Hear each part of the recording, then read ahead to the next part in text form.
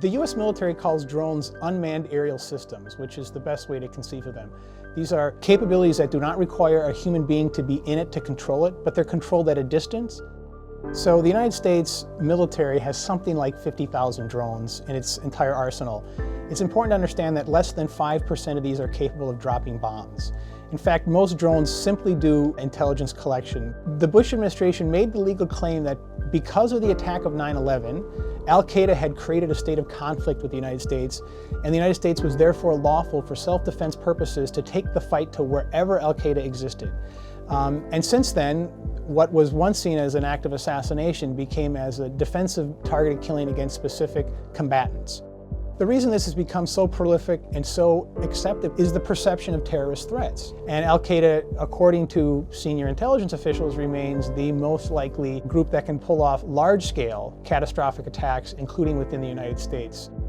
In the tribal areas of Pakistan, there are several dozen somewhat senior al-Qaeda leaders and operational planners who oversee some attacks, but this is a small number of individuals. The first thing for direct action against suspected terrorist groups in Pakistan is to ask the Pakistani government to go after them. The second option is to use U.S. service members, special operators, like in the Osama bin Laden raid in 2011, to go into Pakistan and try to capture or kill these individuals.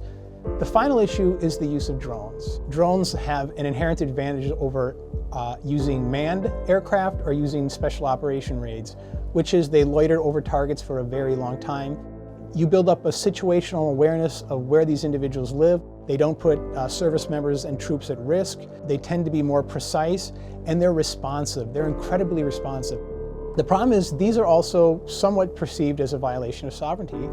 Drones have become in many ways the face of U.S. foreign policy in a lot of countries. In the case of where the strikes occur in places like Pakistan and Yemen, where there is some degree of polling, people hate them. There's been something like 520 drone strikes that have killed over 3,800 people. Of those 3,800 people, something like 500 of them were perceived to be civilians, or 13% of them.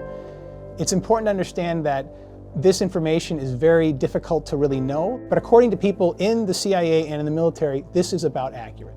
Since January 2006, the Pakistani Prime Minister's office and the Pakistani Parliament has said many times that they demand all U.S. drone strikes end. But the truth of the matter was, though, that the Pakistani army, which is the dominant political force in Pakistan, and the intelligence services have allowed U.S. drone strikes to occur. The United States and Pakistan have a range of issues which they need to cooperate on. Since 9/11, the United States has provided Pakistan something like $25 billion in assistance. It has something like 150 nuclear weapons, and the U.S. wants to make sure that those are safe and secure. So we have non-proliferation issues. And then finally, we want Pakistan and India to have some degree of achievable peace in the long term. When U.S.-Pakistan relations go south, like after the Osama bin Laden raid, Pakistan can end its cooperation with us on any of these issues. And that makes our ability to achieve other objectives much more difficult.